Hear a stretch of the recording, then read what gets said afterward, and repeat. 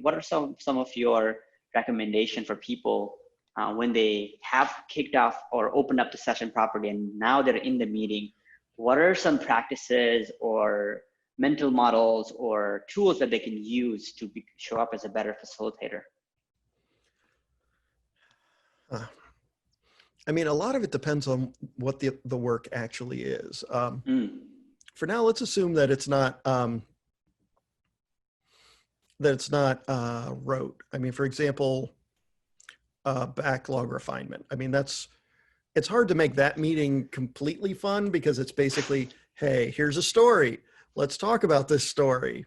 I mean, in the end, you start to feel like a comedian where you're just sitting up there cracking jokes while somebody's actually doing work.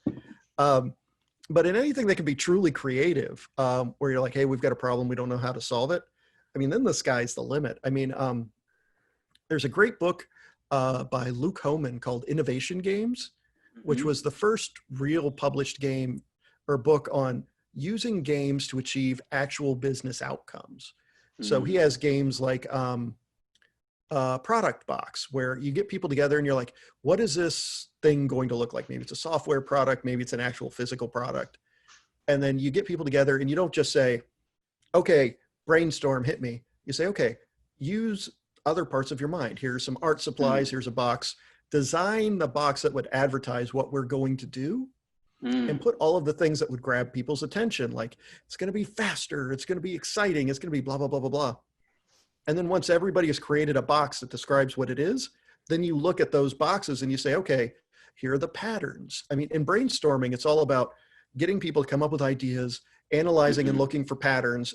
Or first you coalesce, look for patterns, and then mine those patterns for things that make sense, and look at the outliers, because the patterns tell you where you have agreement. The outliers can be where the brand new ideas come in. But using things like Product Box gets you thinking about what you're going to do. And it could be, you know, this is how our team is going to look like, and how we're going to sell our team or our effort or our program, and getting people together to work on those.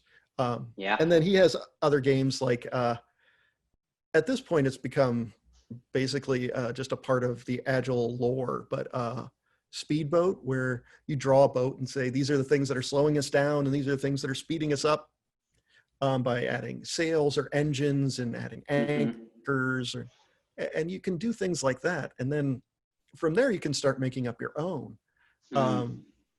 For example, I was having a problem with one team where there was a lot of unspoken conflict, and they didn't really want to face the problem because there was one person who had an enormous amount of power on the team, in the organization.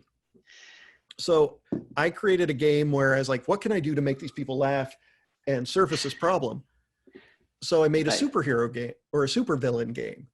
And I said, okay, here's the deal. Each one of you is a supervillain. And I want you to tell me all of the things that you would use your superpowers to do to make this project and this team worse. Like, what would you do to just make this team absolutely suffer? And then just go. And they got to be just malicious, and they went through.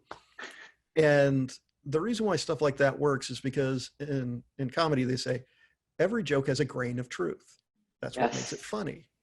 So with this team, some of the stuff we laughed at because we were like, take away the chairs, make them stand, blah, blah, blah.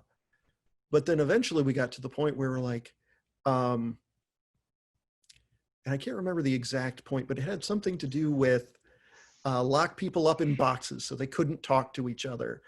Put them in severe isolation so they can't get any support from anyone. And then what I asked people, I was like, okay, so let's talk about this one. And afterwards I said, okay, every joke has a grain of truth. Let's look at each one of these and figure out what they really say about our team. And we talked about the standing, and turned out people had been stealing chairs. So that was one thing that we could work on. But eventually you dig deeper and you're like, oh, so this is a problem. What could we do to work on this? And then there's that awkward silence, and people are like, we can't work on that. Like, what do you mean? Why? And by the way, if you're using powerful questions, don't use why. A friend of mine reminds me of this every time I use it. Why is a very condescending question. Why implies that there's something wrong with what they said. So instead of why, you should say stuff like, can you say more? Or what about that makes it impossible? Something like that. Yeah. Powerful question is, so there's a list of really good powerful questions. Maybe we can just put it here in the link as well.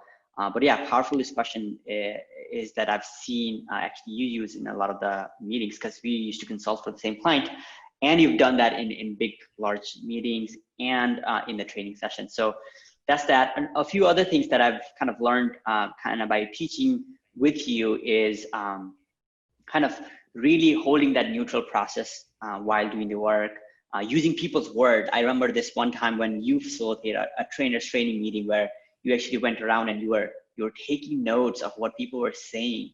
And that was so powerful for me to actually learn that, is actually using people's word in quotation mark as a facilitator. That was amazing. And the other thing is, a lot of these facilitation techniques that you can learn, but you got to learn how to right size it to the size of the meeting. And also, that also created an aha for me when you explained to me earlier about the sprint planning meeting versus the retro meeting. So in planning meeting, you're trying to show up more as a analytical, and retro, you're kind of using a different part of the brain. So those are amazing things to think about and be aware of while we are doing the work. So thanks for giving some concrete examples on that, Joe. Sure, anytime. And it's funny that particular thing that you just mentioned, my friend Jenny always likes to call out, when you play games, you can play games as much as you want. And a little bit of an insider tip, you can make any game an agile game. Like we talked about playing with Tetris. Any game can be an agile game. The most important thing is the debrief. And that was a technique I picked up for the debrief, which was use words that you hear during the game and call them out. Especially for games like that, they can call out problems in the system, problems with the organization. And usually things that happen in the micro will happen in the macro. So the same power structures and dynamics that show up in a game probably exist in the organization too. It's just a matter of seeing them and then showing them to people. One thing that shows up in Agile coaching a lot is being the mirror. So saying, I'm not going to fix this. I'm going to hold up the mirror to you so that you can see what you're doing. And then we could talk about what you want to do to fix this. Because I'm not saying there's something wrong with it, but I want to show it to you and say, is this what you want? And if not, how can you be better? Please like and subscribe if you enjoyed this video. We will sure to come back with more exciting videos on Agile topics.